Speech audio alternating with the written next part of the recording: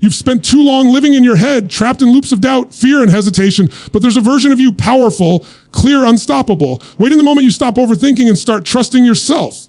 You don't need another plan. You don't need another perfect moment. What you need is a shift, a spark, a decision, because the second you break free from the noise and step into action, something incredible happens. You begin to flow, and when you flow, life opens, doors open, possibilities open. This is the moment you stop holding back and start becoming who you were meant to be. Overthinking is the silent villain that steals more dreams than failure ever could. You don't lose because you're not capable. You lose because you pause, you hesitate, you get trapped in the loop of what if this goes wrong? Instead of stepping into what if this changes everything. Every time you second guess yourself, you disconnect from the power that's already inside you. And the truth is, the moment you stop replaying every scenario, the moment you stop waiting for the perfect condition, the perfect timing, the perfect plan, that's the moment life starts to open up for you. Think about how many times you were right there, right at the edge, and you pulled back, not because something was impossible, but because your mind created a version of the future that scared you. The human mind is designed to keep you safe, not make you powerful. It's designed to avoid danger, not chase greatness. And overthinking is just fear in disguise. Fear dressed up as logic. Fear pretending to be preparation. You call it planning, but deep down, you know it's procrastination wrapped in anxiety. Overthinking is hesitation, and hesitation destroys momentum. It kills the spark before the fire even starts. Momentum is what creates breakthroughs. That energy that builds when you commit, when you move, when you take one step and then another. But momentum can't exist where doubt occupies the driver's seat. You can't create forward movement while constantly looking backward. You can't rise while talking yourself down. And you can't win when your mind is fighting against the very future you want to create. Look at any moment in your life when you achieved something meaningful. You didn't overthink it, you went for it. Whether it was a decision, a leap in action, or a moment of courage, it came from instinct, not endless analysis. That's who you really are. Not the person who doubts, not the person who hesitates. The real you is the one who moves, the one who acts, the one who steps into life instead of mentally circling around it. Overthinking makes you exhausted without producing anything real. It drains your energy, your confidence, your creativity, and ironically, the more you think, the less clear things become. Because clarity doesn't come from thinking, it comes from doing. The first step is always better than the perfect plan. The imperfect action is always better than the perfectly imagined scenario. You don't get answers by analyzing forever, you get answers by engaging with life. You weren't designed to live in your mind. You were designed to live in motion. When you stop overthinking, you become present. You become alive. You become connected to your intuition, your instincts, your purpose. That's when flow happens. Flow is the opposite of overthinking. Flow is what shows up when you stop trying to control everything and trust yourself. Flow appears the second you begin moving with intention instead of fear. It's that state where time disappears, doubt quiets down, and you operate from a deeper place, the place within you that already knows what to do. But you can't enter that state if you're constantly trying to predict outcomes. You can't step into your power if you're always bracing for worst case scenarios. The worst case rarely happens, and even if it does, you'll handle it. You always have. You are built to adapt, built to adjust, built to rise. Overthinking convinces you that you're fragile. Action reminds you that you're stronger than anything life can throw at you. Life rewards movement. Life rewards courage. Life rewards the one who steps forward, not the one who sits in mental paralysis. Every breakthrough in your life is on the other side of a single decision. A decision that you cannot make while stuck in endless loops of doubt. You have to interrupt that pattern. You have to cut the cycle. You have to choose to act even when your mind is screaming for certainty. Certainty is a lie, but confidence is built. Confidence is earned through action. Confidence grows every time you silence that voice of hesitation and move anyway. And the moment you do, you take back control, you reclaim your power. You break the pattern that has been holding you back for years. So stop waiting for clarity and start creating it. Stop waiting for permission and start giving it to yourself. Stop letting fear masquerade as overthinking. Life isn't asking you to be perfect. It's asking you to be present. It's asking you to be bold. It's asking you to move. Because the second you stop overthinking and start flowing, everything changes. And it all begins with one decision. Move now. Clarity doesn't show up when you sit still and wait for it. Clarity comes the moment you move. Most people believe they need a perfect plan before they can take the first step, as if life hands out a full roadmap before the journey begins. But that's not how growth works. You don't get the full picture up front. You earn it piece by piece through action. The second you stop overanalyzing and start engaging with life, things begin to make sense in ways they never would inside your head. You can sit for hours, days, weeks thinking about what you should do, weighing the risks, calculating the possibilities, imagining all the ways it could go wrong. And you will still end up in the same place uncertain. The mind cannot think its way into confidence. Confidence is a feeling produced by doing. When you take that first imperfect step, something shifts internally. You prove to yourself that you're capable. You prove that you can move. You prove that you don't need every answer before acting. That simple action becomes the foundation for clarity. Think back to times in your life when you found direction. It wasn't because you had everything figured out. It was because you made a choice, took a step, and revealed itself. Life unfolds in motion, not in contemplation. You learn by trying, not by predicting. When you wait for clarity before acting, you trap yourself in a cycle of hesitation. You expect your mind to solve problems that only experience can solve. Clarity is the reward of movement. The more you engage, the more you understand. But most people flip the formula. They believe clarity must come first. And because they never feel fully clear, they never start. This is why so many people remain stuck, not because they lack potential, but because they refuse to move without guarantees. But nothing in life is guaranteed. If you want certainty, you're chasing a ghost. Real certainty is built, not given. It's earned through repeated action, small steps taken consistently. Every time you act, you gather information. You learn what works, what doesn't, what resonates, what drains you, what excites you, what challenges you, what grows you. You gain clarity by immersing yourself in the experience, not by sitting on the sidelines rehearsing fictional scenarios in your head. And the more action you take, the clearer, sharper, and more aligned your path becomes. But you have to be willing to begin before you're ready. You have to be willing to feel the fear and move anyway. You have to be willing to trust that the process will reveal what planning alone never could. Waiting for confidence before acting is backwards. Action creates confidence. Waiting for clarity before moving is backwards. Movement creates clarity. You have to flip the script. Imagine standing at the edge of a forest, and all you can see is the first few feet of the path. You can't see the end. You can't see the twists. You can't see the obstacles ahead. But when you take that first step, the next part of the path becomes visible. Then the next, then the next.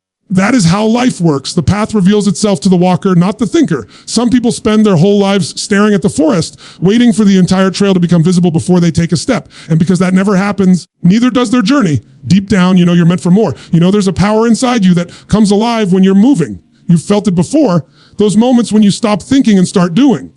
Everything accelerates.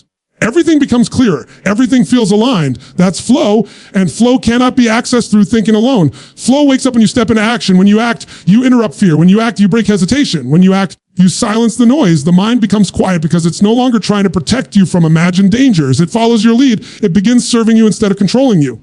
That's when clarity grows, not from hours of mental debate, but from real-world engagement. You don't need to know every step to begin. You only need to know the next one, and the next one is always simple move, make the call. Write the page, start the workout, walk into the room, speak the truth, take the chance. Take the step your mind has been talking you out of. Clarity is not the starting point. Clarity is the result. And the moment you understand that, hesitation loses its power over you. Because now you're no longer waiting for your mind to feel safe. You're training it to follow your lead. Life opens for those who move. So take the step now. Flow begins the moment you decide to trust yourself. Not halfway, not conditionally, not only when things feel safe, but fully, completely, deeply. That trust is the doorway to a level of power and ease that most people never experience. Not because it's rare, but because they never allow themselves to stop questioning every move they make. They never stop negotiating with their fear long enough to discover who they are without it. When you trust yourself, you tap into a deeper intelligence, the one that isn't analytical, isn't anxious, isn't overthinking the next 10 steps. It's the part of you that knows, the part of you that senses direction before you have language for it,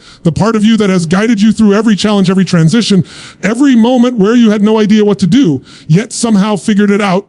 That's the real you, the instinctive you, the bold you, the grounded you. But most people lose access to that part because they're too busy doubting themselves. Doubt becomes their default setting. They question their choices, their abilities, their timing, their worth. They seek validation before action, proof before commitment, guarantees before movement. They wait for someone else to confirm what they already feel inside. And every moment they choose doubt over self-trust, they disconnect from their own power. They shut the door to flow. Flow is not something you force. Flow happens when you stop forcing. Flow is not something you chase. Flow appears when you stop resisting what you already know you need to do. It's a natural state, one that exists underneath the noise, the fear, the hesitation. When you trust yourself, the noise fades, the fear lowers, the hesitation dissolves, decisions become lighter, movement becomes easier. You stop trying to control every variable and start responding to life with presence, clarity, and purpose.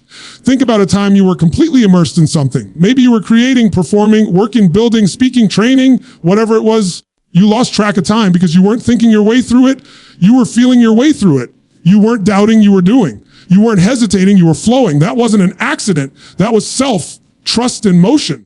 You knew what to do and you trusted yourself enough to let it happen. That's flow. And the truth is, you enter that state every time you stop living in your head and start living from your core.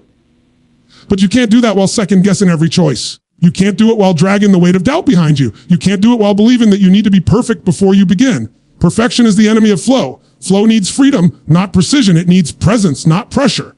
It needs trust, not tension. When you operate from self-trust, you stop looking for outside approval. You stop trying to meet everyone's expectations. You stop waiting for permission. You start choosing what aligns with who you are becoming. You start acting with conviction, even when the outcome is uncertain. You start moving with confidence, even when the next steps aren't fully clear, because deep down, you know that you'll figure it out along the way.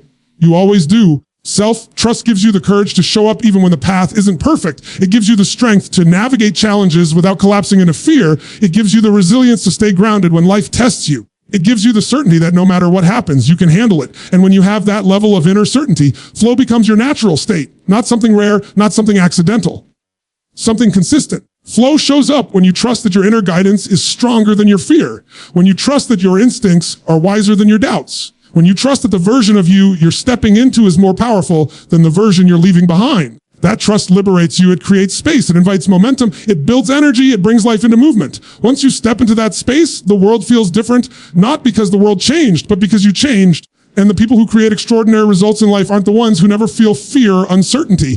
They are the ones who trust themselves enough to move anyway.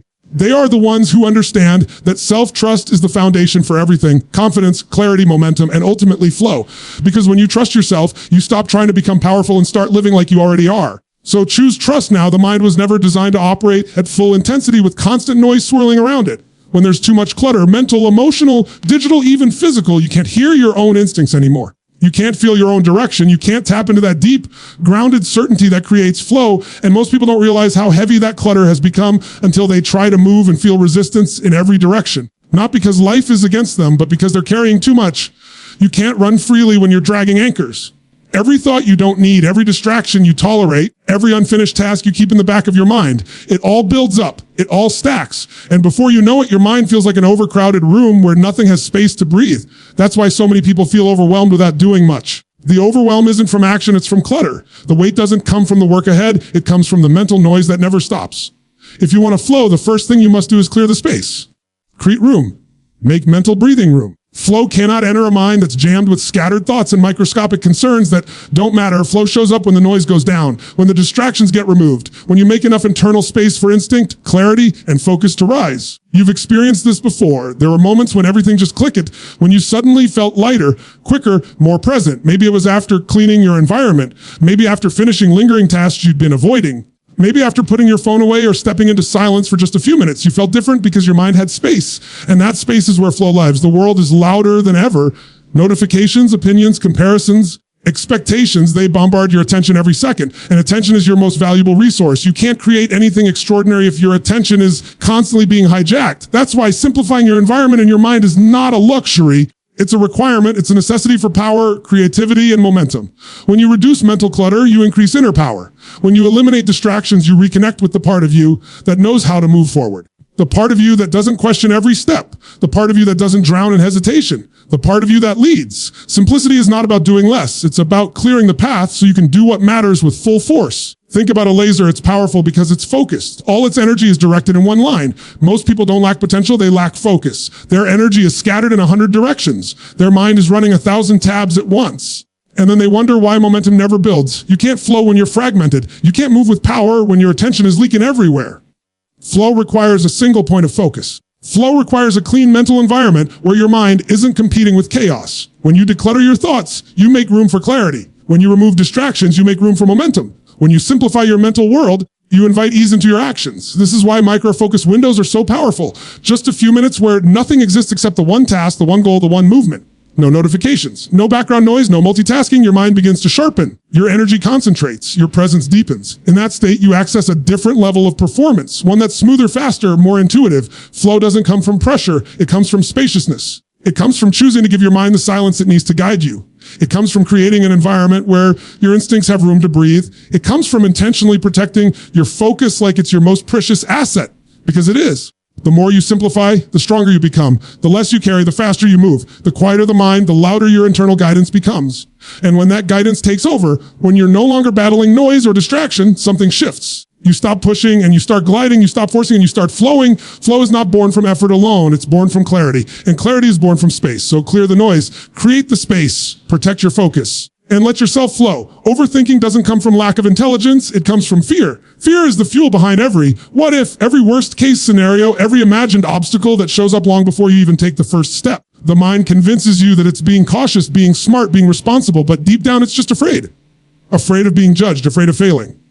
Afraid of stepping into something bigger than what you're used to. And when fear sits at the center of your thinking, your thoughts turn against you. They don't guide you, they trap you. Fear-based thinking is heavy. It slows you down. It makes everything feel harder, riskier, more dangerous than it really is. Fear exaggerates the cost and minimizes the reward. It makes the smallest step feel like a giant leap. And the sad part is, most people never question it. They accept it as reality. They assume that because the fear feels real, the danger must also be real. But the danger is almost always imagined. Your mind creates stories and you live inside those stories as if they're truth. You can't flow from that place. You can't move with power when your thoughts are rooted in fear. You can't create momentum while constantly predicting everything that could go wrong. Flow happens when you shift out of fear and into possibility. When you stop asking, what if I fail? And begin asking, what if this works? That one shift, just that one question changes your entire energy. It changes how you breathe, how you move, how you think, and how you show up. When you think from fear, you shrink. When you think from possibility, you expand. Fear contracts your world, possibility opens it. Fear makes you defensive, possibility makes you creative. Fear looks for problems, possibility looks for opportunities.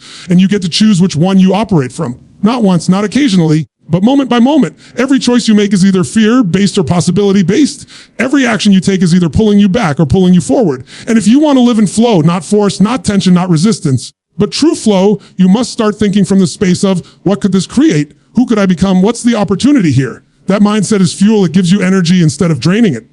It empowers you instead of weakening you. Opportunity-based thinking is not narrow-v. It's not blind optimism. It's not pretending everything is perfect. It's recognizing that even in uncertainty, there is potential. Even in risk, there is reward. Even in fear, there is room to grow. You stop focusing on everything you can lose, and you start focusing on everything you can gain. That shifts your entire state. And your state is everything. Your state determines your momentum, your confidence, your clarity, your speed. When you shift from fear to possibility, hesitation fades because now you're not trying to avoid pain. You're moving toward desire. You're not protecting your past. You're building your future. You're not retreating. You're advancing. And advancement, even in small steps, creates its own flow. The more you focus on opportunity, the more opportunities you see. The more you move towards something meaningful, the more meaningful your movement becomes. This is why people who live in flow seem unstoppable. They're not avoiding fear. They're simply not feeding it. They don't wait for certainty. They create momentum by focusing on what's possible, not what's terrifying. They understand that fear never truly disappears, so they don't negotiate with it. They focus their energy forward, not inward. They choose vision over doubt. They choose courage over comfort. They choose expansion over limitation. And that's the shift you must make. Not the elimination of fear, but the repositioning of it. Fear can come along for the ride, but it doesn't get to drive. It doesn't get to make your decisions. It doesn't get to choose your path. That job belongs to possibility. That job belongs to your future. That job belongs to the part of you that knows you were built for more. When you think from possibility, you start asking better questions. Questions that energize you instead of draining you. Questions that spark creativity instead of resistance. Questions that pull you forward instead of holding you back.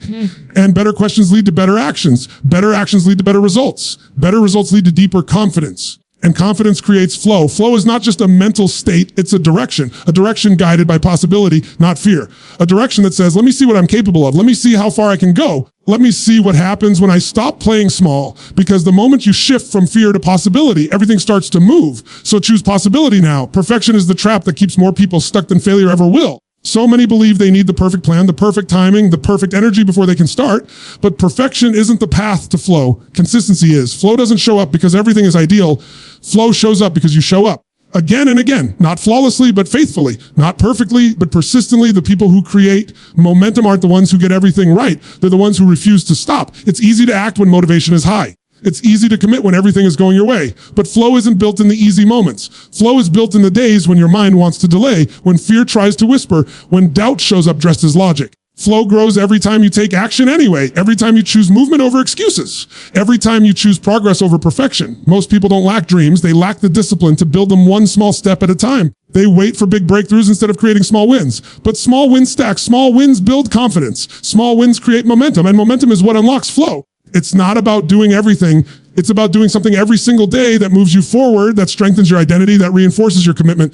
Perfection tells you, if it's not ideal, don't even start. Consistency tells you, start anyway. Do the version you can do today. And the second you choose that, you break the cycle that has held you back for years. You move from pressure into possibility. You move from delay into direction. You move from stagnation into flow. Think about a river. It's not powerful because of one giant surge. It's powerful because it never stops moving. It's constant. Even when it slows, even when it narrows, even when it faces obstacles, it keeps flowing. And that steady movement shapes mountains over time. Your life works the same way. Your habits shape your destiny. Your consistent actions carve the path. And every small step you take, especially the ones that feel insignificant, are creating the strength, the clarity, and the momentum that your future will stand on. When you commit to consistency, you also release the shame that comes with not doing enough. Shame disappears because you're not chasing perfect performance. You're building steady progress. You stop attacking yourself for every mistake. You stop resetting to zero every time you slip, because consistency isn't about never falling. It's about never quitting. It's about getting back into motion faster than you used to. It's about refusing to let one bad moment turn into a bad day or a bad week or a bad month. You create flow by creating rituals, simple, powerful actions that remind your mind who's in control. A morning intention, a 5-minute practice, a 15-minute task, a daily act of courage. These small rituals are like sparks. One spark won't light a fire, but sparks repeated consistently will. And once the fire is lit, once the momentum builds, you start feeling pulled instead of pushed. You start experiencing ease instead of resistance. You start moving naturally, instinctively, confidently. That is the essence of flow. Flow isn't fragile. Flow is earned. Flow is trained. Flow becomes your new default when you stop obsessing over perfection and start honoring progress.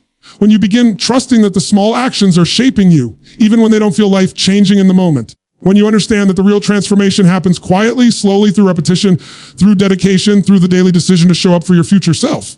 The truth is, the most successful people in any field aren't the ones with extraordinary talent. They're the ones with extraordinary consistency. They didn't get where they're by waiting for inspiration. They got there by showing up on the days they didn't feel like it. They built their confidence one action at a time. They built their clarity one step at a time. They built their identity one commitment at a time. And eventually, those small actions aligned so strongly with who they were becoming that flow became natural, automatic, unavoidable. You don't need to be perfect to change your life. You just need to be consistent enough to let momentum take over. The more you show up, the more flow shows up. The more you commit, the more clarity you gain. The more you honor your future self with small daily actions, the more unstoppable you become. Because flow isn't about doing everything right. It's about doing the right things repeatedly until they become who you are. So build the momentum now.